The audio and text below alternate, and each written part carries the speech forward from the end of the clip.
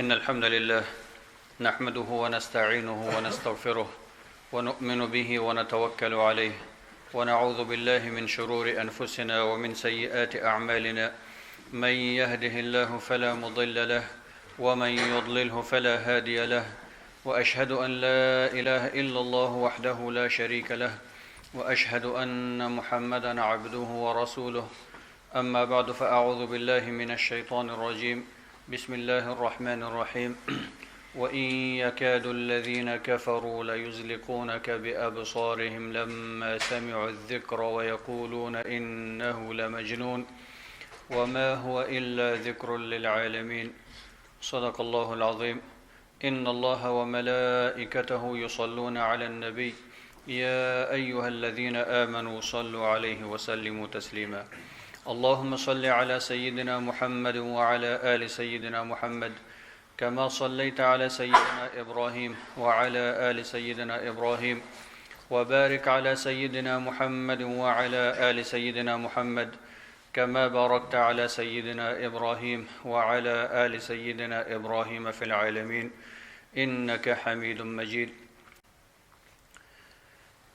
ډیرو قدرمنو محترمو مسلمانانو ورونو او خویندو، نن موږ او تاسو ګورو چې الحمدلله د الله په فضل سره د هغه علم په برکت سره چې الله سبحانه و تعالی انسان ته ورکړی، انسان ته لارښوونه کړې، انسان په ډیرو مجالاتو کې پرمختګ کړی.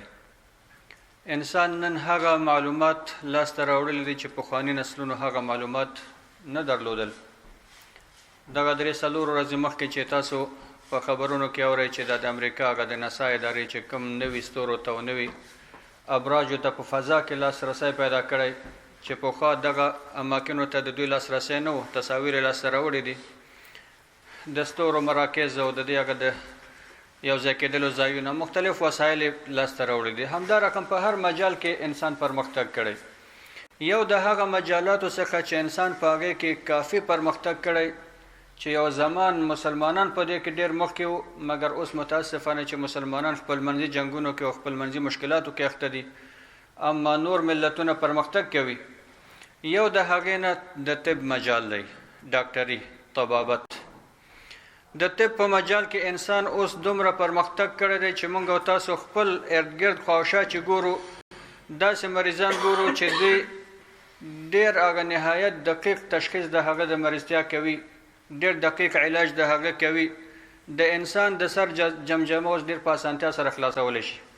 د انسان د مغزو عملیاتونه کوي، تداوي کوي. د انسان زړه د باندې راوباسي، تداوي کوي، بیرته ننباسي. د انسان ګرده بدلوي، د انسان زړه بدلوي، د انسان نور اندامونه بدلوي، د انسان وینه انتقالوي. هغه جینیټیکي مسایلو ته خاصه توجه ده. حتی دومره مرحلې ته ورسېدل چې اوس په غیر اسلامي هیوادونو کې یو تعداد ځوانان هلکان ځان نه نجونې جوړوي، نجونې ځان نه هلکان جوړوي، خپل هغه جنس بدلول غواړي.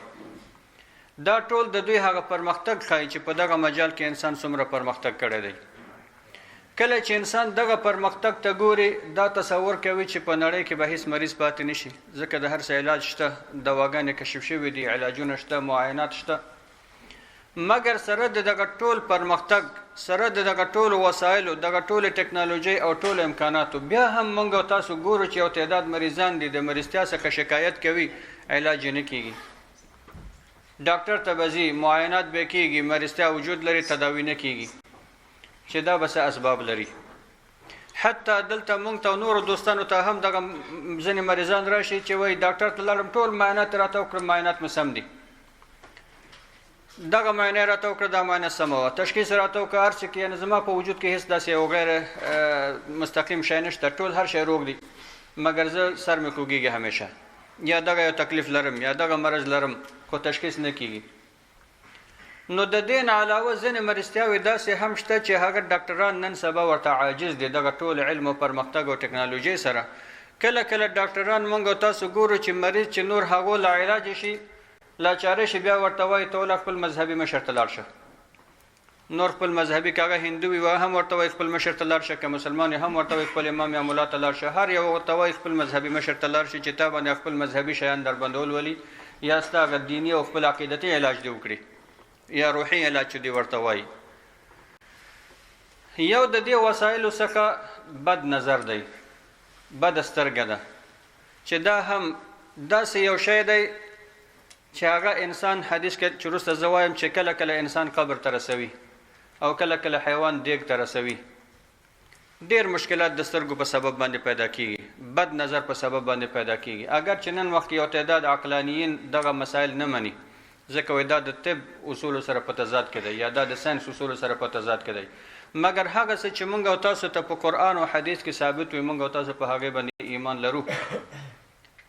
بد نظر او بد سترګه دا په آیات باندې هم ثابت ده، په احادیثو باندې هم ثابت دی، او د تجربې نه او په عمل کې هم د صحابه کرامو د وخت نه او د رسول الله صلی الله علیه وسلم د وخت نه هم ثبوت لري. یو روایت یو صحابي د محمد ابن ابي امامه نومیږي، دی وایي چې زما پلار سهل ابن حنیف نومیده، پیغمبر صلی الله علیه وسلم سره صحابه کرامو سره په یو سفر کې وو. دوی غالبا چې د مکې مکرمې لورې ته تلل. خلاصه دا چې په یو سفر کې وو. په دغه سفر کې وایي زما پلار دا سهل ابن حنیف وغوښتل چې غسل وکړي، غسل یې کو. نو دغه مجموعه صحابه او پیغمبر صلی الله علیه وسلم څخه ځان لږ لرې کوم طرف ته ګوښې ته ووته چې هلته غسل وکړي. چون هغه وخت خو تشنابونه نه و منظم یا پردې منظم په سفر کې خصوصا نه وي، خو یو لونګ به اغوستلی و چې عورت یې غلیظه به پټه کړې وي، نور هغه کمیس یا لونګ یا صادر چې هغه به ځان نه لرې کړی وي، سر به یې لوس کړی وي. نو دی وایي چې زما پلار سهل ابن حنیف چې داسې ووته غسل یې کو. نو دلته یو بل صحابي دی عامر ابن ربیعه نومیږي.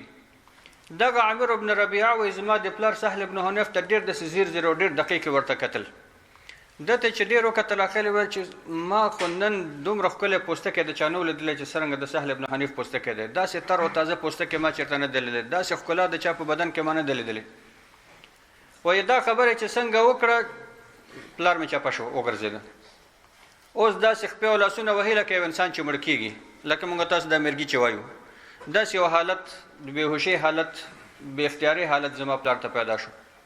هر څومره چې دغه نور صحابه د سره مرسته کوي، کوشش کوي، سړی نه روغېږي. بالاخره پیغمبر صلی الله علیه وسلم ته راغلل، ویل یا رسول الله سهل ابن حنیف غسل کو او دغسې عامر ابن ربیعه یو خبره وکړه، سړی چپه شو، اوس هم داسې خپې او لاسونه وهي لکه د مرګ حالت کې چې وي، نه روغېږي. پیغمبر صلی الله علیه وسلم راغی چې د ده وضعیت ته وکتل، بیا یې عامر ابن ربیعه ته وکتل، ویل ولې تاسو یو بل وژنئ؟ ولې یو نفر پاسېږي خپل ورور وژني یا یو بل مسلمان وژني؟ نو تا ولې بارک الله ورته نه ویلی یا ماشاء الله دې ورسره نه ویلی؟ تا باید دغه بارک الله یا ماشاء الله ورسره ویلی وی. موږ او تاسو ټولنه کې ګورو نن وخت دغه ماشاء الله ویل یا بارک الله ویل د خلکو په ژبو باندې نشته. که ته د یو چا په مخ کې سبحان الله وایي یا بارک الله وایي یا ماشاء الله وایي، والله دی ملا شوی دی، دیم بل طرف ته روان دی. خلکو ته دغه هغه دیني زمونږ او تاسو هغه دیني لارښوونې یا دیني معلومات یا دیني الفاظ او اصطلاحات خلکو ته د شرم و ننګ ځای ګرځېدلی. نو دلته پیغمبر صلی الله علیه وسلم دې متوجه کړي چې تا باید بارک الله ورته ویلی وی یا ماشاء الله دې ورسره ویلی وی. نو په دې سره هغه د انسان د زړه نه حسد لرې کېږي او الله عز وجل هغه بد نظر ترېنه لرې کوي. ټولنه کې موږ او تاسو ګورو کله کله یو انسان چې یو مثلا چا سره ښکلی موټر وګوري، او څه یو موټر لري، یا یو ښکلی کور دی، داسې یو کور لري، داسې یو کور لري، خو حد اقل یو ماشاء الله ورسره وایه یا سبحان الله ورسره وایه یا الله دې ورته پکې برکت واچوي یا د الله فضل دی ورباندې داسې یو څه د الله نوم ورسره یاد کړه چې دا ستا د سترګو هغه بد نظر د هغه څخه لرې شي. نو په همدغه مثال ته چې موږ او تاسو ګورو، نو رسول الله صلی الله علیه وسلم بیا دغه عامر ابن ربیعه ته وویل چې ته غسل وکړه، او صحابه کرامو ته وفرمیل چې عامر ابن ربیعه غسل وکړه، د ده د غسل هغه پاتې شوي اوبه په یو ظرف کې واخلئ او په هغه باندې دغه سهل ابن حنیف ته چې اوس په مرستیا کې دی هغه ته پرې باندې غسل ورکړئ، په هغه باندې وشیندئ دغه اوبه، دې سره به الله ښه کړي. نو صحابه کرامو همغه کار وکړه، سهل ابن حنیف بیرته ښه شو، پیغمبر صلی الله علیه وسلم سره خپل سفر ته ادامه ورکړه. نن واقع مسلمانانو موږ او تاسو همدا ګورو چې د سترګو د بد نظر چې دی دا هم تاثیر لري او هم دینی ثبوت لري. د دې تاثیر په اړه باندې علما ډېر زیات څه نشي ویلی، ځکه دا یو غیبي امر دی، حقیقت الله ته معلوم دی، مګر دا بد تاثیر هم چې کوي د الله په ارادې سره کوي. بذاته خپل سترګه څه شی نشي کولی، څه چې کوي د الله په ارادې سره باید وشي. مګر علما دا وایي چې کله دغه انسان په بد نظر سره یو چا ته ګوري نو د ده په زړه کې د حسد پیدا کیږي او دغه حسد چې د بد نظر سره یو ځای شو په هغه انسان باندې تاثیر کوي.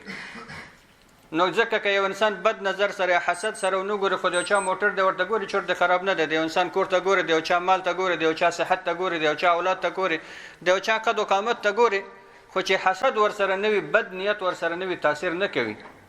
مګر کله چې حسد دغه بد سترګې سره یو ځای شو بیا په بل انسان باندې تاثیر کوي. نو په همدغه اساس باندې یو د هغه اسبابونه چې نن وخت انسانان مریضتیا سره مبتلا کیږي یا مریض کیږي غیر د دې نه چې پخوانی یو مقدمه ولري، طبیعي مقدمه. یو مریضتیا موږ تاسو ګورو یو سړی مریضتیا لري، بار بار یو مریضي ورته راځي، یو مشکل سره مخ کېږي، موږ د پخوا څخه دا درلوده. مګر دا چې روغ جوړ سړی ګوري یو دم مریض شي، یو دم ورته یو مشکل پیدا کیږي، نو دا د یو علت څخه خالی نه وي. ځکه دا د صحابي مثال موږ تاسو ته یو ډېر ښه دلیل دی چې روغ جوړ سړی غسل کوي فقط د عامر بن ربیعه په وینا سره یو دم چپه کېږي او دغه مشکل ورته پې کېږي. نو په همدغه اساس باندې رسول الله صلی الله علیه وسلم موږ تاسو ته فرمایي العین تدخل الرجل القبر وتدخل الجمل القدره. بد سترګه، بد نظر انسان قبر ته ننباسي. یعنی کله کله په انسان دومره تاثیر کوي چې دغه انسان مرګ ته برابروي، دغه انسان مړ کېږي، وفات کېږي، بالاخره دفن کېږي، جنازه کېږي. او کله کله یو اوښ چې سالم روغ اوښ به وي، ښه جګ جوړ به وي، هېڅ مشکل به نه لري، خو یو سړی به بد نظر ورباندې وکړي، اوښ به چپه شي، بالاخره ذبحه کېږي، خوړل کېږي او دیګ ته ننوځي. دیګ ته ننوځي په دې معنی چې پخېږي، خلک یې پخوي او خوري، مړ کېږي په دې سره. نو په همدغه اساس باندې رسول الله صلی الله علیه وسلم موږ تاسو ته په بل حدیث شریف کې فرمایي چې اکثر من يموت من امتي بعد قضاء الله وقدره بالعين. زما په امت کې چې د الله د قضا او د قدر څخه وروسته ډېر خلک مړ کېږي د سترګې په سبب باندې، د بد سترګې سبب باندې او د بد نظر په سبب باندې دوی مړ کېږي. همدارنګه بل حدیث شریف کې رسول الله صلی الله علیه وسلم دا فرمایي چې کله کله دغه بد سترګه په انسان باندې دومره تاثیر کوي چې دغه انسان خودکشي ته برابروي. یو انسان باندې بد سترګه، بد نظر دا تاثیر وکړي چې دته تشویش پیدا کیږي، ډیپریشن ورته پیدا شي، نور مشکلات ورته پیدا کیږي، ذهني تکلیفونه ورته پیدا شي، د په خپل اراده کې نور نه پاتې کیږي. آخر دا بیچاره دومره نفسي مرض کې یا دومره نفسي مشکلاتو سره اخته شي چې د همیشه خپل نفس سره خپل ځان سره لاس او ګریوان دی، همیشه خپل نفس سره جنگ دی، همیشه په یو بل دنیا کې دی، تشویش او پریشانی کې غرق دی.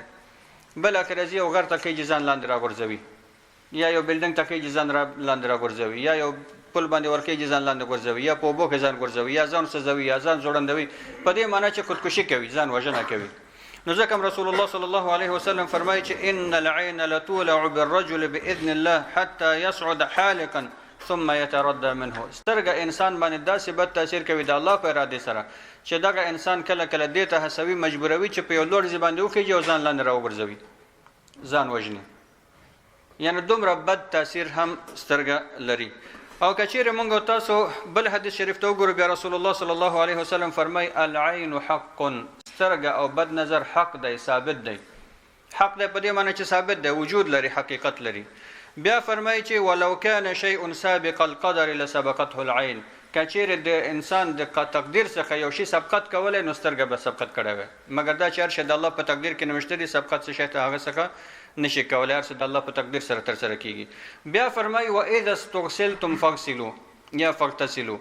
هر کله چې تاسو څخه دا وغوښتل شي چې غسل وکړي، غسل ورته وکړي. یعنی یو انسان هغه باندې ستا بد نظر ولګید، کله کله موږ تاسو ګورو ټولنه کې یو انسان بد سترګه لري، خو خپل درته وایي چې زه بد سترګه لرم، خپل ځان باندې پوهیږي. او حتی زمونږ خپل تجربه نه یو سړی دی چې نوم یې ناخلم، مشهور سړی دی، ډېر دوستان به پیژني، هغه همیشه به دا خبره کوله، خپله به ویله، وایي زه ډېر سپېره سړی یم، زه چې د چا کور ته لاړ شم هلته مړی کېږي، یو کس پکې خامخا مړ کېږي. دا خبره به ده همیشه کوله، ویل فلاني کور ته لاړم څوک یې مړ شو، فلاني کور ته لاړم څوک یې مړ شو. خو د ده دا خبرې باندې زما هم ډېر باور نه کېده، ایمان هم پرې نه درلوده چې کېدای شي دی همداسې یو خبره کوي. خو یو ورځ د رمضان میاشت د مونږ کور کې مېلمه کړی و دا سړی، ډوډۍ وخوړله، دی د کور څخه وته، نیم ساعت تېر شوی نه و چې زنګ راغی چې زما یو ورور او دوه ورېرونه اوبو یوړه، درې واړه شهیدان شو. نو دغسې یو ځینې انسانان دي چې هغه خپله پوهېږي چې زه داسې بد نظر لرم، په زړه کې حسد لرم او زما سترګه داسې ده لکه د یو مرمۍ غوندې تاثیر کوي انسان باندې. نو دغسې انسان باید ډېر زیات احتیاط وکړي. که دی قصدن داسې یو کار کوي، علما وایي چې دته جزا ورکول کېږي. دی باید بندي شي تر څو پورې چې دی بیرته هغه حسد او کینه د خپل زړه څخه لرې کړي او بیرته د دغه زړه کې نرمښت پیدا شي او نور انسانانو سره مینه او محبت او شفقت او الفت پیدا شي. نو په دغه اساس باندې په دې حدیث شریف کې رسول الله صلی الله علیه وسلم فرمایي چې هر کله که چیرې ته پوهېږي چې بد نظر لرې یا بل انسان چې مریضتیا ورته پیدا شوله یا مشکل ورته ستا د سترګې په سبب باندې پیدا شو او هغه تا ته راغی، تا نه یې وغوښتل چې ته لږ غسل وکړه دا اوبه دې ما ته راکړه، فاغتسلوا، هغه ته نه مه وایه او دې کې شرم او ننګ او عار مه احساسوه. غسل وکړه، په یو تشت کې ودرېږه یا په یو شي کې ودرېږه چې دا د غسل اوبه بیرته راټولې شي او دغه اوبه درته ورکړه. هغه کوم انسان چې مریض شوی دی ستا په سبب هغه به په دې باندې غسل وکړي، په ځان به یې وشیندي. نو دا یو رقیه ده، یو علاج دی چې پیغمبر صلی الله علیه وسلم موږ تاسو ته ښودلی. دا چې دی که څه حکمت او فلسفه ده، الله او رسول په دې باندې پوهېږي. خو موږ تاسو خپل ټولنه کې ځینې عادتونه ګورو چې پخوا به موږ واړه ویل چې د چا سترګه در باندې ولګېږي دا د پرتوګاښ یو تار یې واخله هغه لوګی کې بیا هغه د سترګې تاثیر لرې کېږي، یا په یو چارایي کې ودرېږه او لږ ځینې د خسونه او ډکې راټول کړه بیا هغه لوګی کې تاثیر لرې کېږي. چا به د اسپن لوګی کوه، چا یو شی چا بل شی، چا به داسې اوبه وشیندلې مخې ته د یو سترګو والا. خو دغه شیان هېڅ ثبوت نه لري. هغه څه چې ثبوت لري او په حدیث کې راغلی غسل کول دي، چې هغه انسان ته وویل شي غسل وکړه، دا غسل په اوبو باندې دغه مریض انسان ځان پرې وینځي. همدارنګه که چیرې موږ تاسو د قرآن عظیم شان آیتونو ته وګورو، الله سبحانه وتعالی موږ تاسو ته په سوره قلم کې فرمایي وَإِن يَكَادُ الَّذِينَ كَفَرُوا لَيُزْلِقُونَكَ بِأَبْصَارِهِمْ لَمَّا سَمِعُوا الذِّكْرَ وَيَقُولُونَ إِنَّهُ لَمَجْنُونَ. دې کې تفسیرات مختلف دي، خو کفار او مشرکانو دا کوشش کوي چې پیغمبر صلی الله علیه وسلم ته د هرې لارې نه اذیت ورسوي. شاعر ورته ویلي، جادوګر ورته ویلي، ساحر ورته ویلي، کاهن ورته ویلي، طماع د دنیا دپاره ورته ویلي، منصب غوښتونکی ورته ویلي، هېڅ شی پرې نه ښوده دوی چې پیغمبر صلی الله علیه وسلم ته نه ویلي. د هرې لارې نه دوی کار وکړ. بالاخره بنو اسد په نوم باندې یو قبیله وه. دغه قبیله کې یو تعداد خلک په سترګو باندې مشهور بد سترګې درلودلې. هغو پسې لاړ چې تاسو د پیغمبر نظر کې راشئ، دغه پیغمبر ته باندې نظر واچوئ چې دی مریض شي ستاسو د سترګو په سبب باندې. او د هغو عادت دا و چې بیا به کوم سترګې بد سترګې لرونکی انسان به چې و ده به 2 ورځې یا 3 ورځې ډوډۍ نه خوړله. ځان به یې داسې ښه وږی که مثلا یو اوښ به یې ولید یا ګډ به یې ولید بیا چې څومره غوښن اوښ دی، څومره غوښن ګډ دی، هغه به چپه شو. او که انسان به یې ولید بیا انسان ته به یې ویل چې دا څومره ښکلی انسان دی، داسې انسان خو موږ نه دی لیدلی. مګر الله سبحانه وتعالی پیغمبر صلی الله علیه وسلم د هغو څخه وساته، هغو خپل کوشش کړی و. همدارنګه بل آیت کې چې الله سبحانه وتعالی سوره فلق کې د آخره کې فرمایي ومن شر حاسد اذا حسد.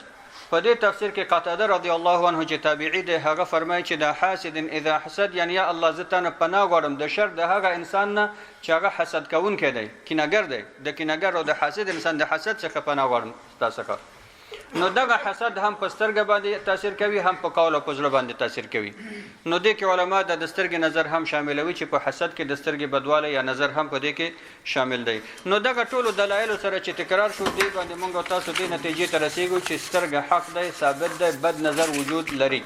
انسان باید خپل احتیاطي تدابیر واخلي، مګر دې باندې هم ایمان ولرو چې دغه سترګه بذاتې تاثیر نه کوي. هر څه چې تاثیر کوي د الله په ارادې باندې کوي، د الله په قدرت سره کوي.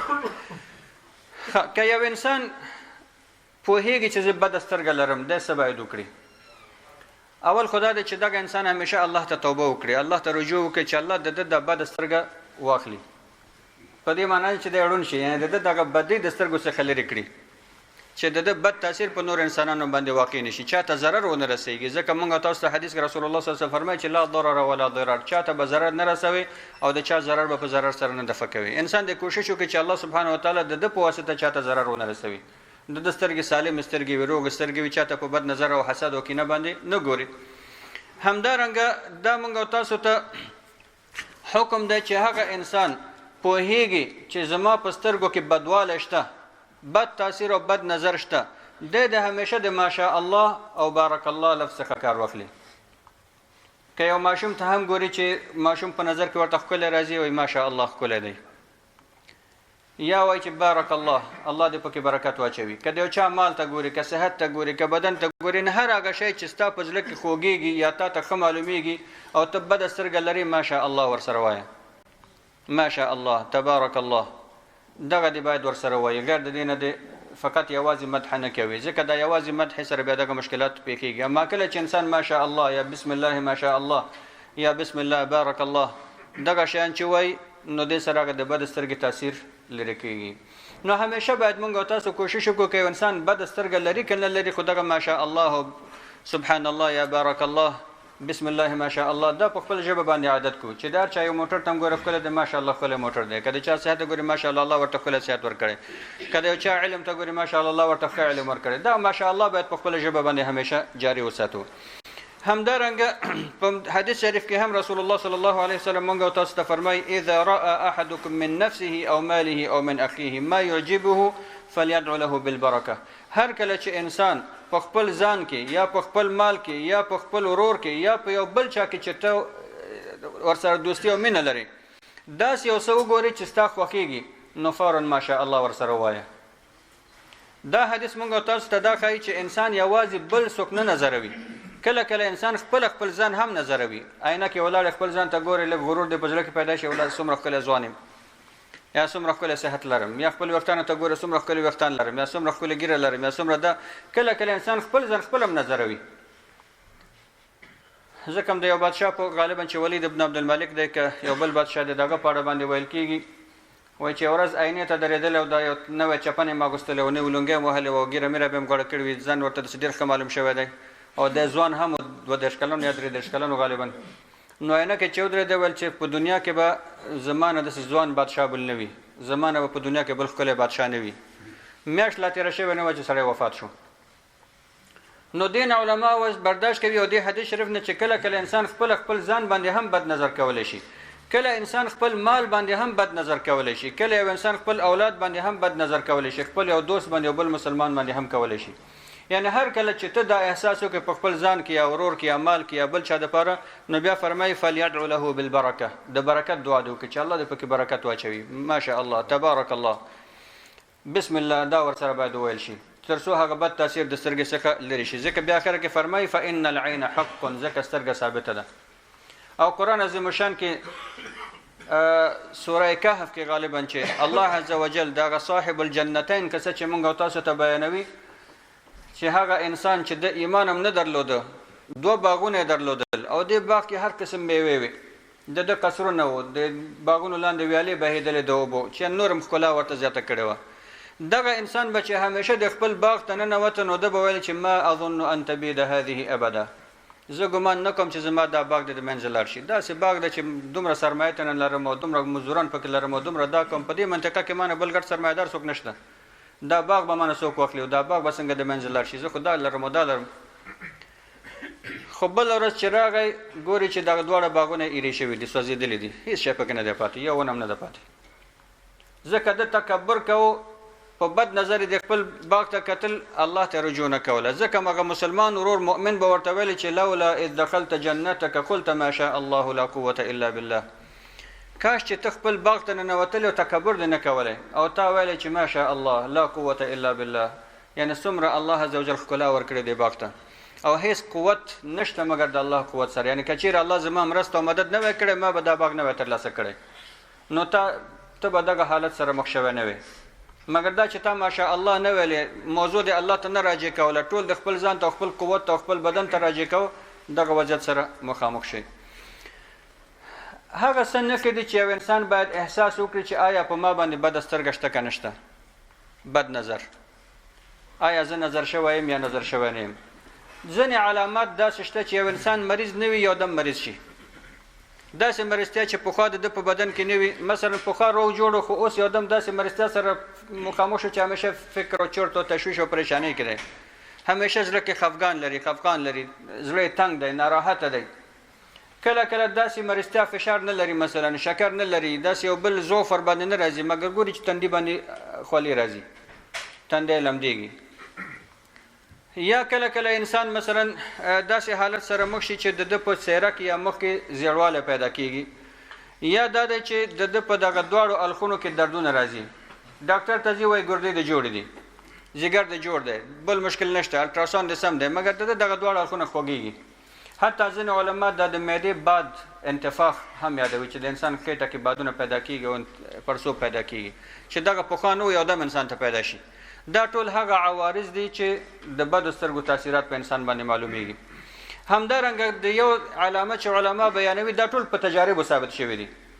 دا په کوم قرآن یا احادیثو کې نشته چې خامخا همدغه دي، خو دا د تجارب یعنی تجربې دي چې علما تجربه کړې دي چې سترګو انسانانو ته دغه مشکلات همیشه پیدا شوي.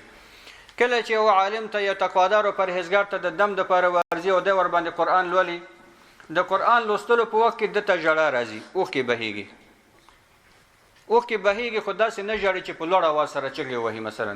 نو که دا اوښکې بهیږي دا هم علامه ده چې د باندې بد سترګې شته یا نظر شوی دی. نو دغه رقیه سره شرعي رقیه سره انشاءالله الله عز وجل ښه کوي.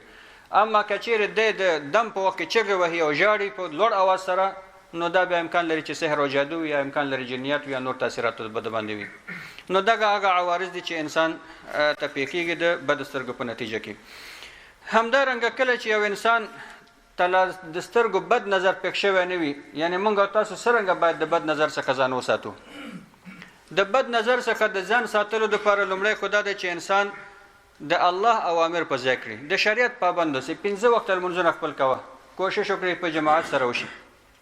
ځکه کله کله داسې هم کېږي یو انسان د الله د اوامرو پابندي نه کوي، لمونځ نه کوي چې په ټولو کې اساسي ترین رکن دی، لمونځ نه کوي، حرام خوري، ناروا کارونه کوي، چې بیا ډپریشن ورته پیدا شو، بیا راځي ولا وای نه پوهېږم چې دا څه تاثیر دی. نو ته خو لومړی دا دی چې ته لمونځ نه کوې، شیطان در سره لوبې کوي. او هغه حدیث شریف کې رسول الله صلی الله علیه وسلم فرمایي چې هغه انسان د سهار لمونځ نه کوي، شیطان دته غوټه ورکوي، 3 غوټې ورکوي ورته، تړي، کسالت ورته پیدا کیږي، تنبلی ورته پیدا کیږي، زړه تنګي ورته پیدا کیږي، تشویش ورته پیدا کیږي، کاروبار کې برکت نشته، هر شي نه برکت لاړ، ځکه ته شیطان تړلی. اما کله چې انسان د خوبه پاسېږي، سهار منځه دپاره دغه غوټې خلاصوي، نو نشیط، چالاک، تندرست، صحتمند، بې تشویش او بې پریشانۍ انسان خپل ژوند تېروي. نو دغه مشکلات دته د بالماضي څخه پیدا کیږي، بیا د په بدو سترګو کله وایي په ما سحر شوی دی، کله وایي په ما جادو شوی دی، کله وایي په ما باندې پیران نزدیک، کله وایي زه بد نظر را باندې راغلی دی. ډېر خلک مونږ ته راځي. زه لومړنۍ پوښتنه همدا ترېنه کوم چې خورې مونځ خو کوئ یا وروره مونځ خو کوئ؟ ولا کله کله کوم. نو که ته مسلمان یې دا کله کله څه معنا لري؟ تا ته باندې خو الله عز وجل 5 وخته لمونځ فرض کړی دی. کله کله مور او پلار راشي خپل زلمی زوی به یې راوستلی وي یا زلمی پیغله لور به یې راوستلي، دا مونځ کوي؟ ولا هلکان دي نو بس جنکیان دي کله کوي او کله نه کوي، مونږ خپله کوو خو دوی کله کوي کله نه کوي. نو ته خو به د خپل ځان حساب ورکوي، دا ستا اولاد د دې حساب به څوک ورکوي؟ دی خو اوس ماشوم نه دی، 18 کلن 19 کلن 20 کلن 25 کلن ماشوم دی، هلک دی یا لور دی، د همدا رقم. نو دغه خبرې بیا سترګو ته رااړوي. حال دا چې اساس یې بېلمازي ده، اساس یې بېدیني ده، د دین څخه لرېوالی دی. نو یو عامل هم دا دی چې انسان که غواړي چې د بدو سترګو څخه ځان وساتي، دی باید د الله د اوامرو پابندي وکړي، د لمانځه پابندي باید وکړي، د الله د شاعرو احترام باید وکړي. همدارنګه دې سره سره انسان باید همیشه په پیغمبر صلی الله علیه وسلم باندې درود ووایي، همیشه دعا وکړي او د بدو سترګو څخه د حفاظت دعا وکړي د الله څخه. همدارنګه د سهار او د ماښام دعاګانې چې دي، اذکار صبح او شام چې موږ تاسو ورته وایي، دې باندې پابندي چې سهار او ماښام سورت فاتحه، آیت کرسی، الف لام میم تر مفلحون پورې، آمن رسول تر آخره پورې، دا 4 سورتونه چې د قل یا ایها الکافرون، قل هو الله، قل اعوذ برب الفلق، قل اعوذ برب الناس، دا هر سهار او ماښام باید ولوستل شي. او انسان که وکولی شي داسې په خپل لاس باندې چوف کړي او بیا په دې سر نه په دې ټول بدن باندې د خپل لاس کش کړي. همدغه عین عمل مور او پلار خپل ماشومانو ته هم باید وکړي.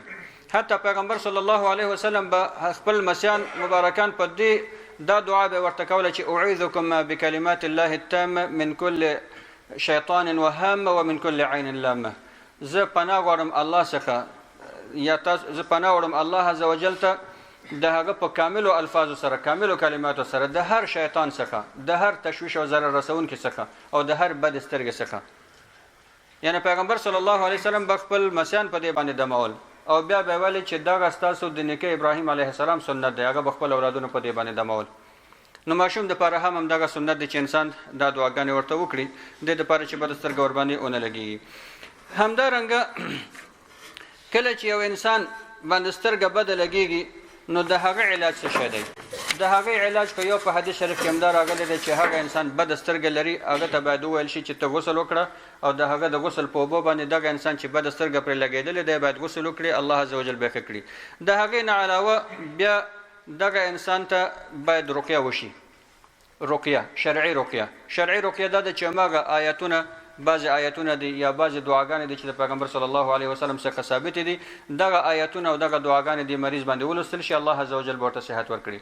ځکه په حدیثو کې رسول الله صلی الله علیه وسلم دا ثابته ده چې رقیه به باندې ځینې صحابو ته امر کړی. رسول الله صلی الله علیه وسلم یو ځای ته ورغی، ګوري چې یو ماشوم ژاړي، نو هغو نه پوښتنه وکړي چې دا ماشوم ولې ژاړي؟ هغه وویل چې دا داسې د رقم مریض دی. ویل آیا تاسو ورته رقیه کړې ده؟ یعنې هغو ته امر وکړي چې رقیه باید دغه ماشوم ته وشي. په ماشومانو باندې رقیه ډېر ښه تاثیر کوي. همدا رقم رسول الله صلی الله علیه وسلم یو نجلۍ ولیدله چې په مخ باندې زیړوالی و. رسول الله صلی الله علیه وسلم ورته وفرمیل چې دې باندې بد نظر ماته معلومیږي، رقیه ورته وکړئ. نو همدارنګه نورو احادیثو کې هم د رقیې ثبوت شته چې انسان باید رقیه وکړي، مګر رقیه کې هم دغه مشروع آیتونه دي او مشروع دعاګانې دي د پیغمبر صلی الله علیه وسلم څخه. که چیرې انسان خپله دغه ولولي دا ډېر بهتر دی، خپله دې ولولي، خپله د خپل ځان دم کړي. که خپله نشي کولی مور او پلار دې ورته وکړي. که مور او پلار یې هم نه کېږي، بیا یو تقوادار او پرهیزګار انسان ته دې ورشي، هغه باید رقیه ورته وکړي. نو الله عز وجل به ده ته صحت ورکړي. الله عز وجل موږ تاسو ټول په خپل حفاظت